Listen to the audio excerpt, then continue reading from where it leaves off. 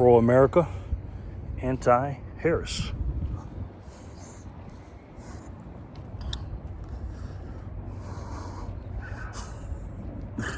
What's up, guys? It's Sunday, November 17th, 2024.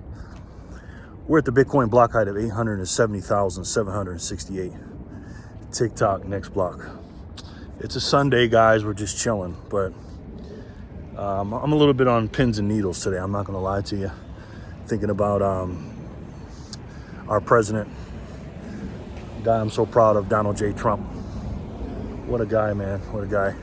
And I was watching the MMA last night, and I got to say, you talking about chills and goosebumps, man. My Lord. And this is why I said this was going to be a landslide. You think if Kamala Harris or Joe Biden showed up to an event like that, you think they'd get cheered? Not only would they not get cheered, I believe personally they would get booed. And to witness what I watched yesterday with that team coming out, Donald Trump and the Justice League, I call them. Some people call them Avengers. I call them Justice League. Because we got Superman, Flash, Green Lantern. We got Tulsi, Wonder Woman, Gabbard. We're only missing, I believe, Vance, J.D. Vance last night. But it was incredible, man. It was an incredible night of fighting, too. John Bones Jones, for those of you that don't know, I'm from Rochester, New York, and that's his hometown. That's where he was born. And, you know, I know John Bones ain't the... ain't the perfect citizen. But again, I'm very proud of him. And for him to win that fight in the way he did. Again, I didn't like the pregame stuff he was doing, manufacturing a lot of this stuff. Again, I don't advocate for a lot of stuff that he does. Okay, I just don't. But I am proud of him as a man. I think he's come a long way. And he's just trying to get better. And as a man, he's to me, he's the GOAT of MMA. But that win he did with that roundhouse kick to the side. Ooh, I can feel that one. And then he did the Trump dance, which was fucking awesome, man. And he went over there and gave Trump the championship belt because he is our champion. Donald Trump is the champ. And when you see people like John Bones Jones and all these great warriors, MMA, UFC champions, literally, I don't want to say bowing down, but just showing him so much respect. These guys are the toughest men on the planet. Just literally just nervous around this guy and just giving him so much credit. Again, do you think they do that to Joe Biden? No. And I listened to some of what John Jones was saying to Donald Trump, and he was telling him that he was nervous that Donald Trump was there. John Bones Jones was nervous. I don't know, guys. I don't want to go out on a limb here, but I don't think this is out on a limb. We may be looking at, and again, we may not recognize this because we're on the same timeline as Donald Trump, but he may go down as one of the greatest, if not the greatest leader of our time, of maybe ever.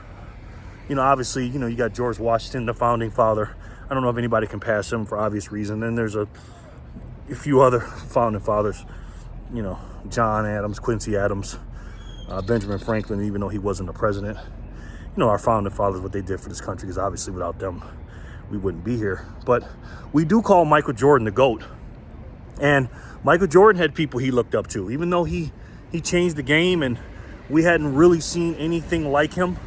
But is that necessarily true? And I bring Michael Jordan up because when you say the GOAT of something, normally we talk about Jordan. Jordan is my all-time favorite player, all-time favorite athlete. I grew up idolizing that guy. And but when you look back at the history of basketball, I mean, you had guys like Dr. J and David Thompson, I believe his name is, from North Carolina State. You had some people that he looked up to, and they were very similar. Jordan was similar to them, except he took it to another level. With Donald Trump, the Orange Man, does he remind you of anybody? Or does anybody remind you of him? No, I think he's a one of one. I think he's a one of a kind. And those kind of people only come around once every 100 years or something. I don't know. But for him to just go through everything he went through and to be so humble, and him having Elon Musk sitting there next to him, and Tulsi Gabbard, Vivek Ramaswamy, his team. Dana White, again, he's not perfect. I know what he did to his wife, but I really like Dana White. I think Dana White's a stand-up guy. I really do. Even though he uses a lot of water here in Nevada, they're always talking about him. If you know, you live in Nevada, you know. If you know, you know. We talk about water use consumption all the time. And you know, to see him, who he's surrounded with, and everybody just showing this man respect, despite all the attacks, him getting shot at once, him a second attempt, maybe a third attempt that we don't know about, and all these things that he's gone through, man.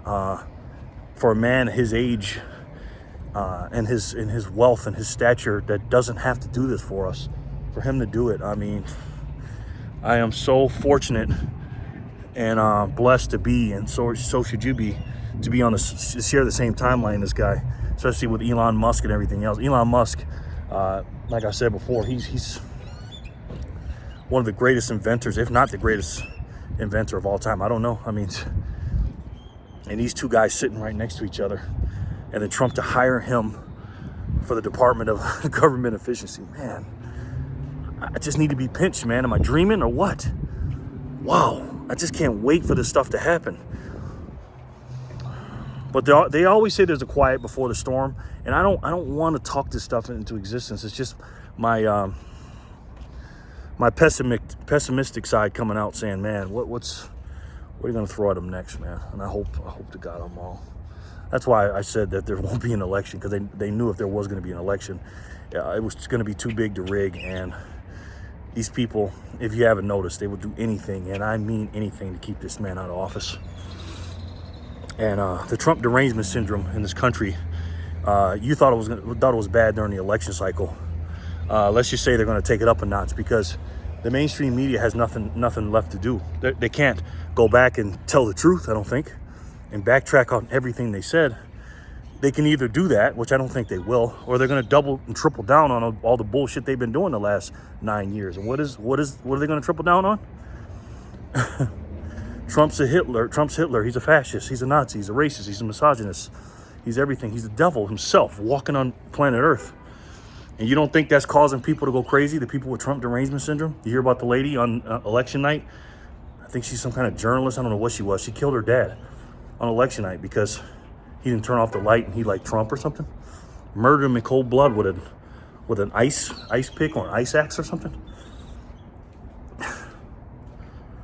Man.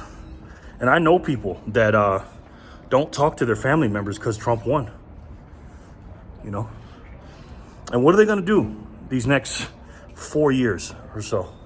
They're going to attack them like it's going out of style. And it's going to do one of two things. I think it's going to do both, to be honest with you. I think it's going to make the people that are Trump deranged even more Trump deranged. And then the people that are normal, moderate Democrats and moderate Republicans that don't really like Trump or whatever, it's going to even float them to even liking him more, because I think he's going, even though he has a lot of work to do, him and his team, to clean up this mess that this administration left him and us. Once they see what he's doing and what he's about, I think they're going to start floating towards Trump, and I think he's going to shut down and inevitably the mainstream media, and that's what I'm praying for. But in that process of him, you know, doing what he has to do on the federal level, which is, you know, getting rid of the illegal migrants, illegal aliens, he has to do it. There's going to be a lot of pushback on that, a lot of it. And let's just say they're going to vilify him for it. But in that process, when he's doing something wrong in their eyes, hopefully it won't take him long to see that all along he was doing something right.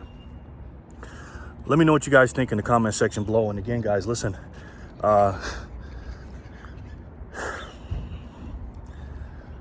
I'm so proud right now.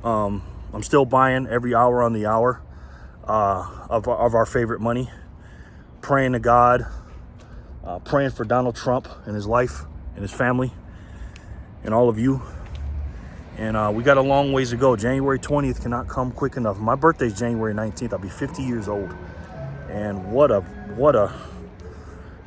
birthday present that'll be, man. I think I'm gonna celebrate on the 20th, not on my day. I really don't like to celebrate my birthday. I don't really like talking about myself.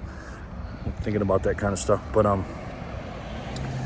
And we have people out here that don't even know why they hate him, but they'll soon find out that he was just helping you, trying to help these people. And underneath their feet, they don't know that there's a money growing under there. And Trump is going to be one of the reasons, one of the main reasons. Not only will people start buying more of the money, but the people that hate him will go against it, because he endorsed this orange money, this orange man with this orange money. And I think these prices that we have today, we're going to be looking back and wishing and hoping, or wishing that we had these prices back. But I've got a funny feeling in January, the prices are going to go very, very high. And if you don't know what I'm talking about, you can go back and watch my videos.